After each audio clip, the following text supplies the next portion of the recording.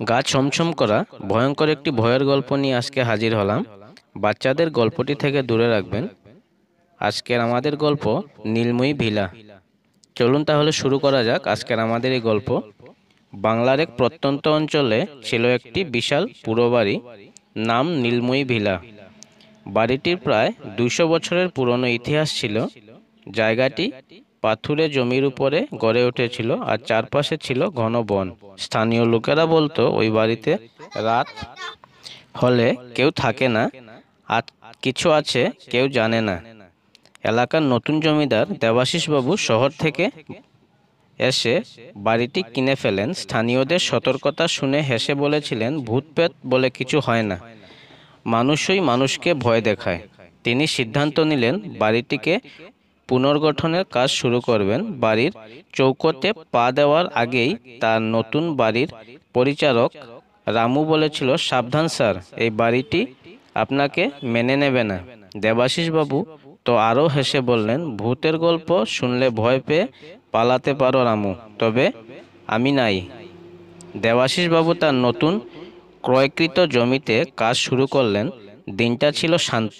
নির্মাণকর্মীরা পুরনো দেওয়াল ভেঙে নতুনভাবে নির্মাণের কাজ শুরু করেছিল। কিন্তু সেই রাতেই এক অদ্ভুত ঘটনা ঘটে। বাড়ির পাশের কুয়ো থেকে এক অদ্ভুত গন্ধ ভেসে আসতে থাকে।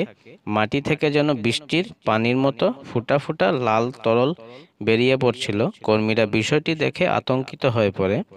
পরদিন দেবাশিস বাবুকে ঘটনাটি জানানো হলে তিনি বলেন, কিছুই না, জায়গাটা পুরনো, তাই এসব হয়, কাজ চালিয়ে যাও।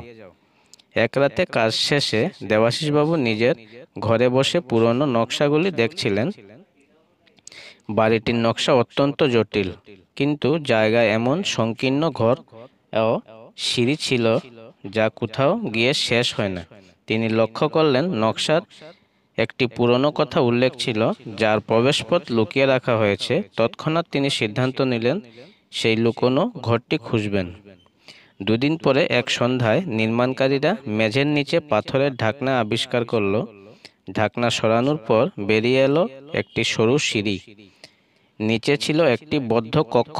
সেই ঘরে ঢুকে তারা দেখতে পেল মাটির পাত্রে কিছু অদ্ভুত জিনিস রাখা, মানুষের মতো পুতুল, লাল রঙের মাটি আর একটা পুরনো চিঠি। চিঠিতে লেখা ছিল, যে কেউ এই দরজাটি খুলবে তার জন্য মৃত্যুর অভিশাপ অপেক্ষা করছে। এখানে যা আছে তা এখানেই থাক। দেবাশিসবাবু হেসে বললেন, এসব বাজে কথা, মাটির পাত্রগুলো সরিয়ে ফেলে দাও।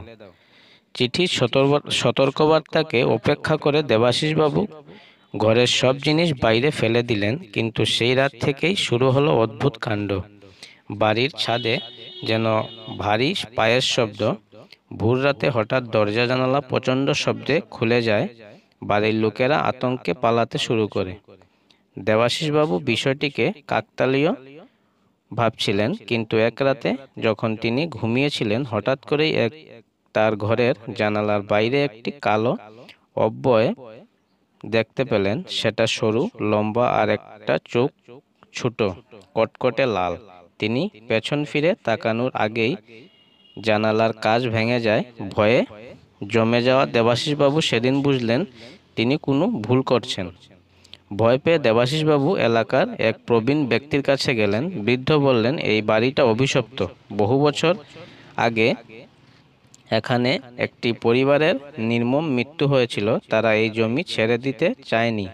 জমির মালিক তাদের মেরে ফেলে এই জায়গা দখল করে। সেই পরিবারের আত্মারা এখনো শান্তি পায়নি। বৃদ্ধ আরও জানালেন, মাটির পাত্রগুলো ছিল তাদের স্মৃতি। সেগুলো সরিয়ে দিয়ে তুমি নিজের বিশ্রামের স্থানকে নষ্ট করেছ। দেবাশিসবাবু পুনরায় সেই লুকোনো ঘরে গিয়ে পাত্রগুলো রেখে দেন, কিন্তু কোনো লাভ হলো না।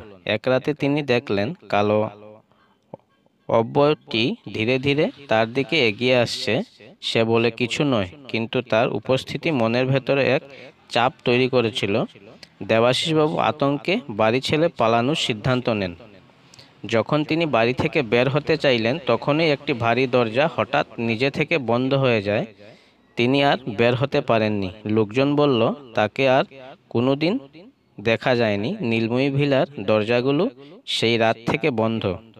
আজও নীলময়ী ভিলার সামনে দিয়ে যাওয়ার সময় মানুষের বুক কেঁপে ওঠে।